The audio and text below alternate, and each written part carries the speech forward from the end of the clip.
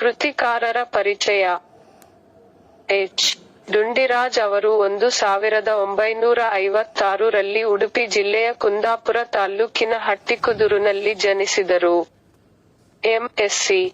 ಕೃಷಿ ಪದವೀಧರರಾದ ಇವರು ಕಾರ್ಪೊರೇಷನ್ ಬ್ಯಾಂಕಿನಲ್ಲಿ ವ್ಯವಸ್ಥಾಪಕರಾಗಿ ಕಾರ್ಯನಿರ್ವಹಿಸುತ್ತಿದ್ದಾರೆ.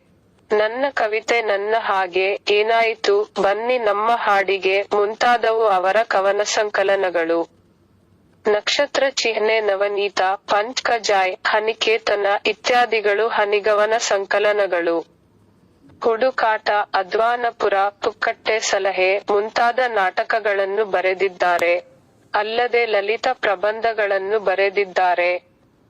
ಇವರಿಗೆ ಮುದ್ದಣ ಕಾವ್ಯ ಪ್ರಶಸ್ತಿ, ಕರ್ನಾಟಕ ನಾಟಕ ಅಕಾಡೆಮಿಯ ಗೌರವ ಪ್ರಶಸ್ತಿ, ಕಡೆಂಗೊಡ್ಲು ಕಾವ್ಯ ಪ್ರಶಸ್ತಿ, ಆರ್ಯಭಟ ಪ್ರಶಸ್ತಿ, ಬಿಂದುಶ್ರೀ ಪ್ರಶಸ್ತಿಗಳು ಲಭಿಸಿವೆ.